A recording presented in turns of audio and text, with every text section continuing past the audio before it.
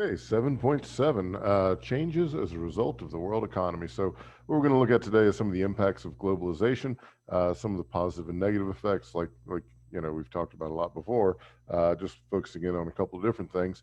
And so, let's go ahead and get started. So, we are going to look at again economic and social development happen at different times and different rates. All that's so we're going to look at outsourcing and what outsourcing is, how countries outside the core have benefited from globalization, things like economic zones, free trade zones, export processing zones, and then where the skill jobs are going and where the lower paying jobs are going, and then looking at a couple of terms. So post Fortis method, all these we'll get to them.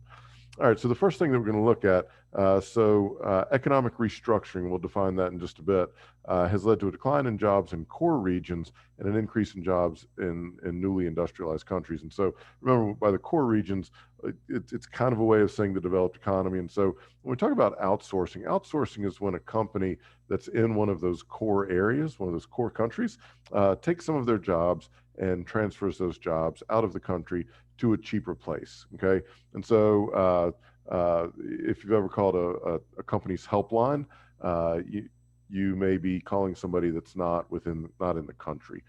So if you're calling, let's say, a Microsoft helpline, that person may be sitting in another country. They may be sitting in India, helping you with your Microsoft issue.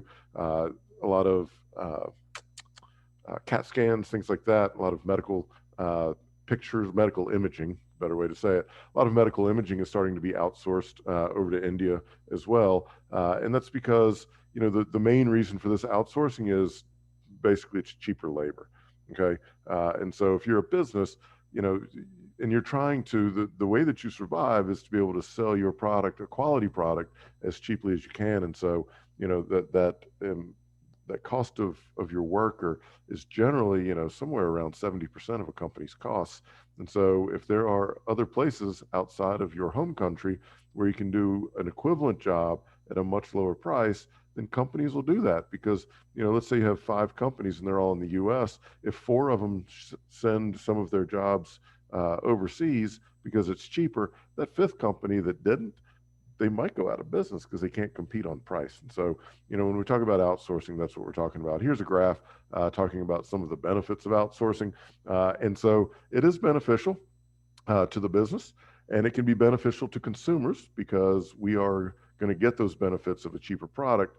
However, it is going to hurt the people within that core country whose job just now got lost.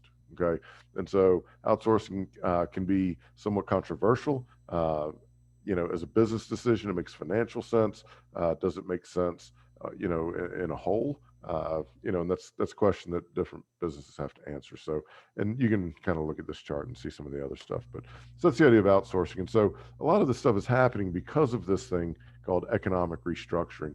A lot of the developed countries are going through this process of deindustrialization. Deindustrializing would be when a country goes from manufacturing a lot of stuff, you got these huge factories everywhere, to now those factory jobs are going away, and it's going to be more of a knowledge-based economy. All right, and so you can see kind of the definition down here: process by which economies move from a blue-collar industrial base, and blue collar means like working in a factory, that kind of thing, especially around heavy industry and factories, into more white collar service sector type of thing. So this is typical in American cities. So if you think about Detroit, and you may or may not know much about Detroit, Detroit used to be where a ton of cars were made, and now there's not as much left to Detroit because a lot of those industries are gone. Outside of Detroit, either moved to different parts of the U.S. or to other countries for a variety of reasons. But Detroit has seen Detroit's got some issues. They seem to be coming back, which is kind of neat to see. But that's what we mean by deindustrialization and economic restructuring. All these jobs that used to be kind of good, guaranteed, steady income for people in the U.S. Working at factories, those are starting to go away, either because of automation or because of a cheaper workforce somewhere else. And so, it's up to us in developing countries or developed countries or the core countries. We are now in competition with both machines and other people throughout the world for those kind of blue collar jobs. And so, this is again where education is so important because it's cheaper. If other people can do it cheaper in other countries, businesses will probably move there, you know, and you don't want to be part of that. You want to protect yourself as much as you can, put it that way. All right, so that's what economic restructuring is, and you'll see that term deindustrialization. So here's some of the impacts. Make sure you know these. Unemployment goes up for sure, loss of jobs. So all these middle class jobs, all these middle class wages, tend to go away. Okay, it's not that they're all gone, but definitely less of them. Population losses in manufacturing cities, so like Detroit and Flint, Michigan, Youngstown, Ohio. This is a big manufacturing areas. A lot of these places became abandoned in not 100%, but a lot of people moved out. And so you have this idea of urban decay, to where the city there's a lot of vacant lots, there's a lot of abandoned buildings, high crime rates, stuff like that. And so that can be a result of this economic restructuring. Now, companies are going to become more efficient, more profitable. If you own stock in these companies, that's awesome because the value of those companies will go up. It is lower cost to consumers, and that's awesome. So, these two are not good. And so this one would be good. And so, again, with everything we've talked about, it depends. Is economic restructuring good? It depends. If you're one of these people or one of these cities, it's not working for you. If you are a consumer or working at one of these other companies, it is definitely working for you. Now, in LDCs, so less developed countries or developing countries, employment goes up, which is good. So they're happy there. Increasing urbanization, so as more factories move into those developing countries, people will move from those urban areas into the from the rural areas into the urban areas. Sorry, increasing middle class. That is always considered a good thing with increased disposable income, and so this has what they call a multiplier effect. We'll look at that in a little bit. But here's the downside. Some of these developing countries will have kind of lax labor laws or lax environmental laws, things like that. The workplace safety standards may be very low, and so people might get hurt at work more often in these factories, and so that would be definitely the downside to that. Alrighty. So some of the different ways that countries can attract, and here's what we're looking at actually. FDI stands for foreign direct investment. And this is when companies from other countries will come into a country like Vietnam in this case and put a factory there. That's foreign direct investment. So let's say that Ford Motor Company or Toyota Motor Company put a car factory there in Vietnam. That would be considered foreign direct investment. And that is awesome for Vietnam because those are higher paying jobs, and all of the things that will grow around those factories are going to be extremely beneficial for those areas. And so countries do a lot to try to attract foreign investment. And so here's a couple of different ways they'll do it. They create what they call special economic zones. And all three of these, so here's one, free trade zone, export processing zone. So these three are all kind of similar, but a little bit different. All right, so in a special economic zone, area in a country that is subject to different economic regulations, they are the regulations. So they'll carve out this zone. So here's one in Vietnam. They'll carve out this area and say, look, we're going to make the laws a little bit different in this area than the rest of the country. And we're going to make it to and so here, for example, you can get a 99-year lease on the land that you're on.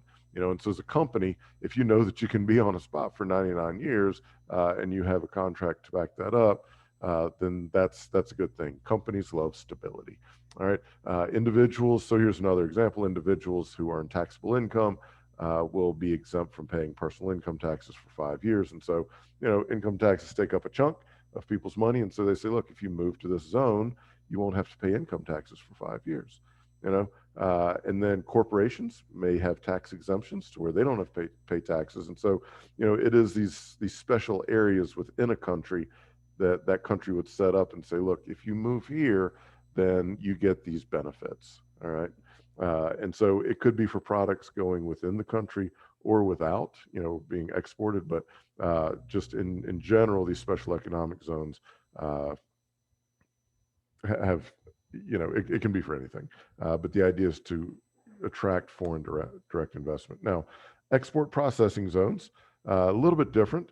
They do, it's areas within a country that offer incentives and barrier-free environment to promote economic growth by attracting foreign investment for export-oriented production. Okay, that's the key. So the businesses that are there are set up to produce things for export, period. All right, and so here's a bunch of different terms for them. The one that I wanted to focus on is maquiladora. These are in Mexico, in other countries as well, but so there are a lot of maquiladoras. We'll look at that. Let's just look at it now. So when the North American Free Trade Agreement, NAFTA, which is now USMCA, when that was negotiated, they set up these areas in Mexico where they have all these production facilities within Mexico, and so it is. So if let's say that you are, where are we? So let's say that you're here in Tucson, right around here. And let's say that you were a company in Tucson and you were having to pay your workers $10 an hour. And now they made it to where you could build this factory right here, across the border in Nogales and pay the workers $2 an hour. As a factory in Tucson, you may say, hey, I can save a lot of money and I can make my product cheaper and therefore I can sell it cheaper and the business does well. But these people in Tucson are out of a job, but the people in Nogales just got a job. That is this idea of deindustrialization. And so there are all these maquiladoras in Mexico. Now, there are some, the workers in the U.S. are definitely not happy about this because now they're in competition with a country that doesn't have the same wage standards as their own. And you can look at working conditions, things like that. They may not be that great in some of these places, and so there are definitely issues with these special zones. But they're there. Okay, and that's the kind of stuff that's happening, and so that is a maquiladora. And then when we look at income disparities between these core and periphery countries, again, just take the U.S. and Mexico. So here's this factory in Tucson. It gets put over here in where this factory is in Mexico, and so these wages are definitely going to be lower in the periphery and semi-periphery countries with higher wages in these countries. All right, so make sure you can make that distinction. Okay, now we're going to have a couple of terms here, so let's just go over them real quick. And we're going to look at a couple of these in more detail. So International Division of Labor, again, this is just the shifting of the workforce. So now a lot of our manufacturing is in semi-periphery and periphery countries, and it is moving away from core countries. The jobs that are becoming more dominant in core countries would be the tertiary jobs and knowledge-based kind of jobs. Post-Fordist method of production by Ford. So think about this. This would be like the Ford assembly line where people, you'd have this, people standing here and then the product would come down and then people would add different parts to the product as it came down. That would be the Ford assembly line. So post-Fordist method of production, all these people are gone, unfortunately, because they have been replaced by robots and computer systems. And so a lot of those jobs go away. You'll hear people, talk about how we send our jobs overseas, and there is some truth to that here, but this is the biggest taker of jobs. Okay, it is machinery and robots and computer systems because it's just that much better and that much faster. And so, if you want to stop job loss, you should stop technology. But that's not probably the best idea either, because if that were the case, we'd still be riding horses around. So anyway, then we get to the multiplier effect, and that is, if a company decides to establish in a new location, there are other benefits that are had with that location. So let's say a factory moves to a place, the coffee shops start to spring up around there. The lunch places, the gas stations, all these service industries that can provide things for the workers at that one facility. And we're going to look at an example in just a second. And then, last on this sheet, economies of scale. I think you know this at this point. Three more. So agglomeration, we've talked about this before. So agglomeration is a clustering of similar industries in the same area. Okay. And so it is for a couple of different reasons. They can share the same labor pool. So think about medical complexes. often when you see a hospital, you're going to see doctors' offices and imaging services and all these other various industries that are kind of part of that. And a big part of that is the labor pool. The infrastructure has been developed already. Uh, and so a lot of times you'll see a clustering of one type of industry within a certain area. And it's because of all of that infrastructure that's in place, the labor and the infrastructure that's in place to cater to that specialized need that that industry might have. Alrighty. Just in time delivery is, if you're a business and you're producing something, you can try to keep a lot of supplies in inventory and just pull them out as you need them, but there is a cost to housing all that inventory. And so what just-in-time delivery says is, if I'm a factory, if I know I'm going to make 100 of something in a day, then I want all of the supplies for those 100 to come in the day before. All right. And so that's what they mean, that the materials to make the product arrive just in time to make it. And this works great because it cuts down on a lot of costs. You don't have to build huge buildings to store everything in. You don't have to invest, ahead of time in all of these resources. You can just pay for it, turn it into something, and then get the money for the product very shortly after. And so that's a great system until something like a container ship gets stuck in the Suez Canal and all of your supplies are on a ship that has been backed up as a result of that. And so there are risks. Again, there's good and bad with everything. And we'll look at more of an example in just a second. And then finally, we have this thing called a growth poles. If you think about Silicon Valley, there's tons of tech industry there. Facebook's there, Apple's there. We're going to look at a map here in just a second. Stanford University is there. University of California, Berkeley. I mean, there's a lot of groups that have it's similar to agglomeration, but so growth pole, concentrated of highly innovative and technical advanced industries.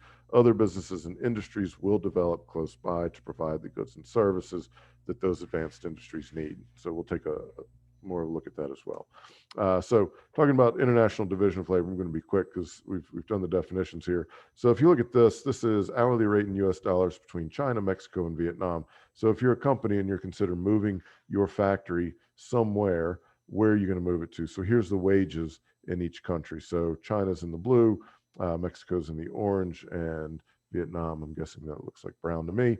And so you can see that Vietnam has lower wages than these other countries. And so guess what? You're going to be able to go find a shirt in your closet that's probably made in Vietnam. All right. Maybe not, but probably. And again, it is all about cheap labor, and even as important as the cheap labor, the cheapness now to ship stuff across the world. All right. That cheap shipping has allowed for countries to use this cheap labor as a way to bring companies in. This is looking at International Division of Labor for the smartphone. You can see, so the iPhone, where's the iPhone made? It's made all over the world. You can look over here, it's invented in the US. The glass comes from the US. Cobalt comes from the Congo. Memory chips from Japan and South Korea. Cameras made in Japan, accelerometers in Germany, gyroscopes, Switzerland. And so it's this huge process. It is a global division of labor. We each specialize in our things, and then it can come be produced in one spot. And generally speaking, that one spot for most of that kind of stuff is China. I think India is about to start producing iPhones, might be wrong. Just-in-time delivery, again, talked about this. If your products are on this ship, now you've got a problem, because if you were practicing this, now you're out of production for a bit. This is the BMW factory that I've talked about in South Carolina. When you tour it, they have a just-in-time delivery system for all their parts. And so like for the tires, they're going to get those tires in the day before or possibly even the day of production for this car. Okay, and so they know they're making this car, and they'll send this tire order to the tire company, and they'll say, look, we need it by this date. Or we need it by this time. So let's say 10 a.m., we need X number of tires. And so what BMW does is, because this is a pretty good contract if you're the tire company, they say it's going to be, and I'm kind of making this up, but not quite, it's going to be like $2,000 for every 5 minutes that you're late.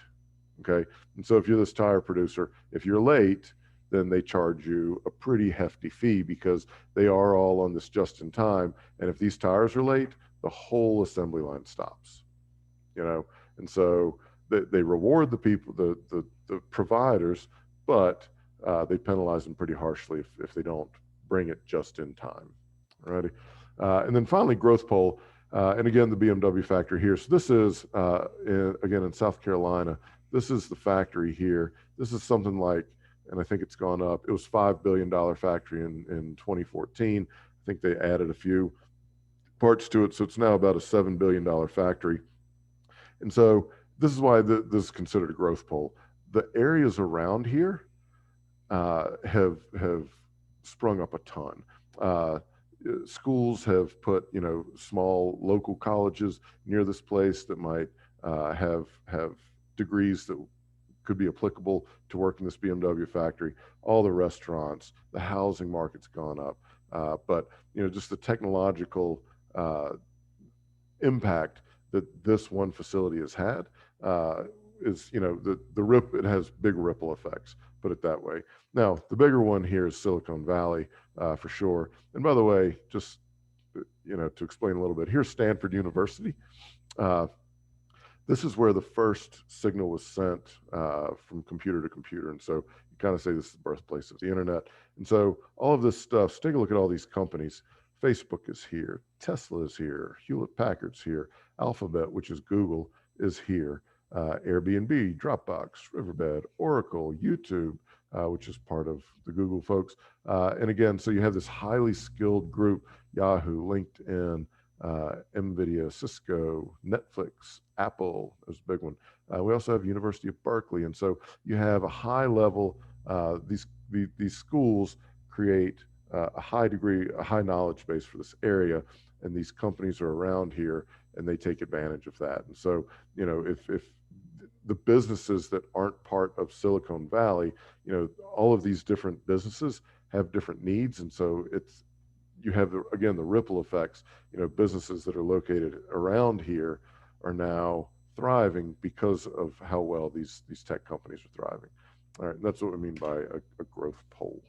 All righty, so that's it. And then sustainable development would be the last one. All righty, almost there.